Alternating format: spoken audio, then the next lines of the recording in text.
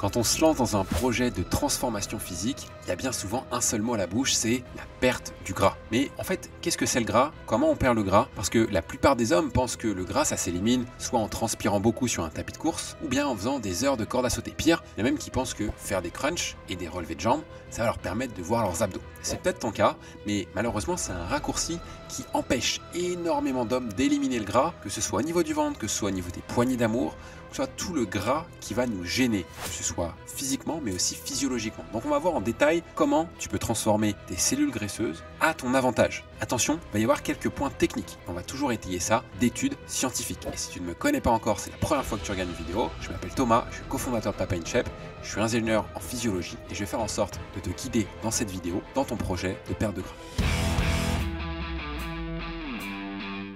Commençons par développer deux notions très importantes, ce qu'on ne connaît pas toujours bien. La première, c'est le tissu adipeux et la seconde, ce sont les cellules graisseuses. Alors, une cellule graisseuse, c'est ce qu'on appelle un adipocyte. En fait, c'est composé de plusieurs parties. Il y a un noyau, il y a des mitochondries, il y a une vacuole qui va être d'une taille plus ou moins grosse, et on va voir que ça a son importance, et qui est remplie de triglycérides. Le tissu adipeux, de son côté, lui, c'est un réservoir de graisse, et c'est tout. Et tu as peut-être déjà entendu ou lu sur internet qu'une cellule graisseuse, une fois qu'elle existe, elle ne disparaît jamais vraiment. Et ça, c'est vrai.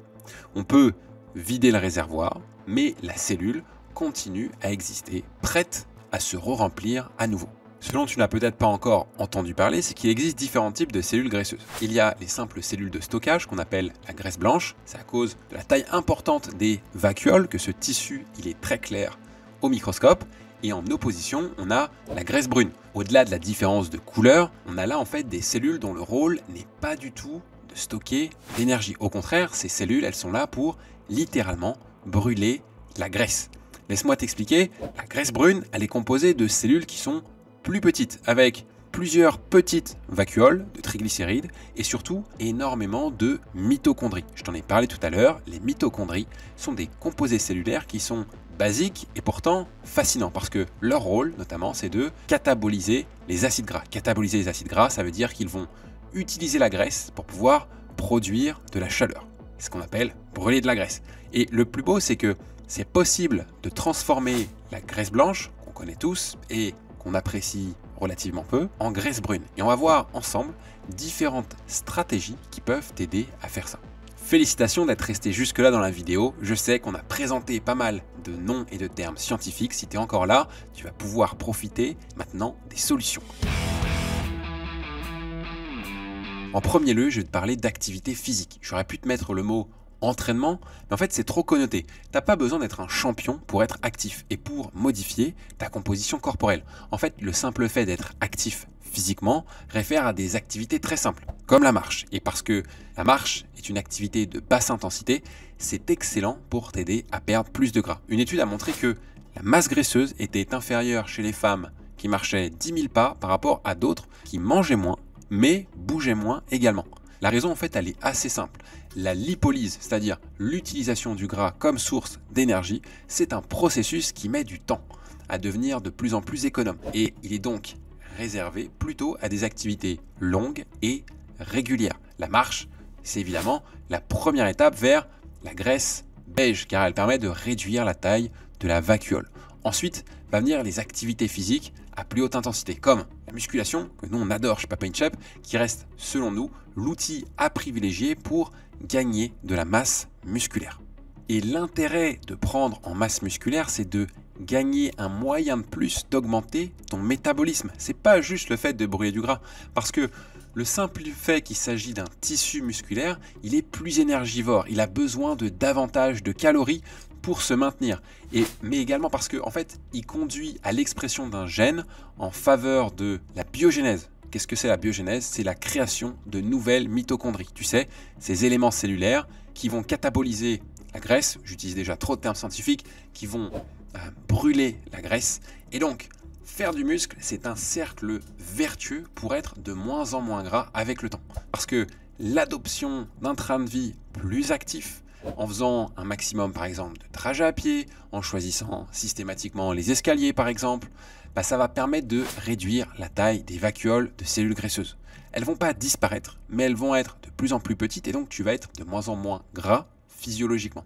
Et la pratique de la musculation, plutôt intense, pour pouvoir créer une hypertrophie musculaire, pour pouvoir augmenter ta masse musculaire, ça va permettre d'augmenter le nombre de mitochondries. Donc, notre graisse blanche va devenir plus en plus beige, puis brune, parce que chaque cellule graisseuse va se réduire en taille.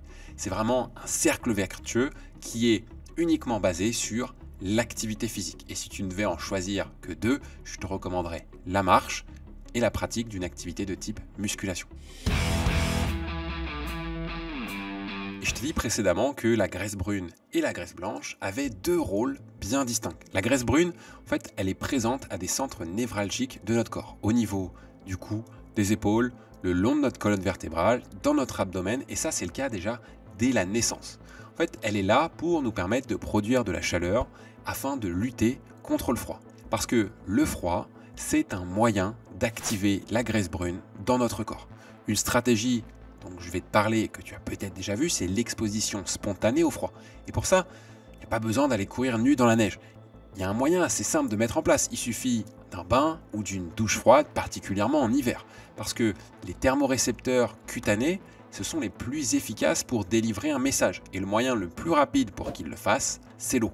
Personnellement, moi je préfère les bains froids. Ça laisse moins de portes de sortie qu'un jet de douche, ça bouge moins, il suffit de faire couler de l'eau et éventuellement, si le climat est trop chaud, d'y ajouter quelques glaçons. Et si tu demandes ce que c'est que froid, froid ça commence en dessous de 10 degrés. Tu peux commencer, si c'est la première fois, à 14 degrés et puis diminuer progressivement avec une exposition inférieure à 2 minutes. Ce que je te conseille pour être sûr, c'est juste de ne pas ouvrir le robinet d'eau chaude ou de caler ton mitigeur le plus possible vers le froid. Parce que la durée des études ont montré que les effets intéressants sur l'activité de la graisse brune sont à environ 11 minutes par semaine. Absolument pas l'objectif de faire 11 minutes consécutives, ce serait même dangereux. Ce que je te recommande plutôt, c'est de le faire régulièrement, peut-être tous les matins, et de cumuler le plus de temps possible, le plus souvent possible. Comme pour l'activité, ce qui compte, c'est d'être régulier. Et à long terme, mieux prendre une petite durée que tu peux répliquer tous les jours pour que ça devienne une habitude. On a vu que la modification structurelle des cellules graisseuses, ça entraînait un début de brunisation du tissu, c'est-à-dire que la cellule passe de blanc et tend vers le brun. Et le fait d'utiliser le gras comme source d'énergie, ça permet de vider les stocks de ces cellules. Le jeûne intermittent, ce serait donc une stratégie qui consisterait à utiliser le gras comme énergie et à limiter son apport calorique suffisamment longtemps, ce qui pourrait entraîner une forme de cascade hormonale et génétique qui accentuerait l'activation de ce phénomène de brunisation. Et on ne parle pas ici de sauter le petit déjeuner, mais d'un jeûne d'au moins 24 heures. Il y a bien d'autres bienfaits à ce type de jeûne sur le microbiome intestinal, sur la sécrétion d'hormones de croissance ou tout simplement sur le repos du système digestif. Moi, ce que je te recommande dans un premier temps, c'est de faire plutôt des jeûnes de 24 heures et aller au-delà de cela. Ça peut être pertinent sous certaines conditions, mais il y a des avantages et des inconvénients. Et pour commencer, vaut mieux privilégier une durée de 24 heures ou moins, plutôt que commencer à vouloir faire des jeûnes longs, surtout quand on n'en a pas l'expérience ni l'intérêt derrière. Et il y a un autre bienfait des jeûnes, c'est que la transformation de ta graisse de stockage en graisse métabolique. Donc je te conseille d'y aller progressivement sur ce type de pratique, hebdomadairement peut-être, ou 2 fois dans la semaine maximum. Le but, c'est pas que tu t'arrêtes de manger, et encore moins si tu as écouté mon premier conseil, où on a vu que des femmes qui pratiquaient la marche avaient de meilleurs résultats que des femmes qui ne la pratiquaient pas et qui mangeaient moins. Enfin, sur tes périodes d'alimentation, il y a plusieurs composés qui ont été identifiés comme étant des acteurs efficaces sur la transformation des cellules graisseuses. Parmi eux, 3 principaux, c'est capsaïcine, qui est notamment contenue dans les poivrons, parce qu'elle mime l'exposition au froid en se fixant sur certains de nos récepteurs. Il y a également les oméga 3, qu'on retrouve dans tous les poissons gras, les avocats, qui est une source communément appelée des bons gras, parce que ce sont des lipides que ton corps va utiliser plutôt que de les stocker. Et enfin, la curcumine, qui est le pigment principal de la racine de curcuma. Donc, je ne les qualifierai pas de super aliments ou d'aliments magiques, mais c'est intéressant de les incorporer dans une alimentation qui évidemment stratégique et qui permet de créer une forme de déficit calorique sur l'ensemble de sa semaine par exemple. Tu as là plusieurs possibilités de recettes, idéales pour la transformation de tes cellules adipeuses, par exemple un hareng avec des poivrons au curcuma, très très bon, et on a tous ces éléments à la poêle, en papillote. Je t'ai dit que dans une autre vidéo, la cuisson douce était à privilégier, particulièrement si tu veux préserver ces précieux nutriments. C'est le moment de conclure cette vidéo pour que tu en repartes avec des idées claires, mais aussi avec des actions concrètes à implémenter. Déjà, la graisse corporelle, c'est pas un composé disgracieux de notre corps. En fait, c'est une source d'énergie dont il a besoin, et le seul inconvénient, c'est que notre mode de vie est aujourd'hui beaucoup plus excessif chez beaucoup d'hommes, et la dose fait le poison, comme on dit. Il y a une certaine proportion à partir de laquelle le tissu adipeux a des effets délétères sur notre santé.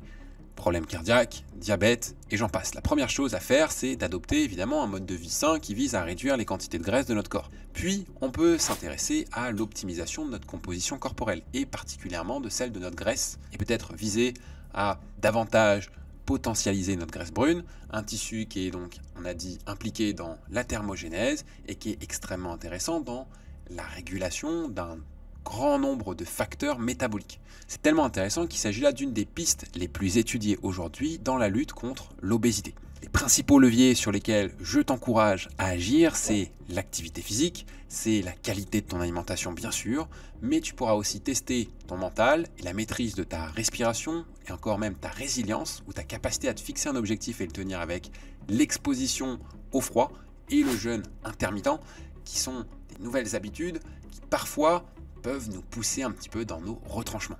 Comme tu l'as pu le voir, cette vidéo est avec des propos qui sont nuancés. On ne t'a pas dit c'est absolument ça que tu dois le faire comme ci, comme ça, parce que nous sommes tous différents, il y a des nuances à apporter pour chacun, et c'est pour ça qu'on propose un service de coaching pour nos papas in shape, parce que ce sont justement dans ces nuances qu'on parvient à apporter les meilleurs résultats. Néanmoins, cette vidéo sont des principes à suivre et qui, je l'espère, tu vas pouvoir appliquer dans ton quotidien et commencer à obtenir des premiers résultats, parce que c'est l'action qui va faire la différence et c'est pas juste l'accumulation d'informations. Toutes nos vidéos et tous nos contenus qu'on te partage sur les réseaux sociaux, ils sont gratuits. On ne fait pas de pub ou de placement produit sur ces vidéos. Le seul moyen de diffuser ce message, c'est en le repartageant. Que ce soit par message, par email, sur ton mur Facebook, ça peut peut-être aider un de tes proches. Et nous, notre désir, c'est d'aider 100 000 hommes. On n'y arrivera pas sans ton aide. Donc, je te recommande de partager cette vidéo. Et si tu es intéressé par des conseils sur la musculation, je t'ai préparé une vidéo sur le sujet juste en dessous.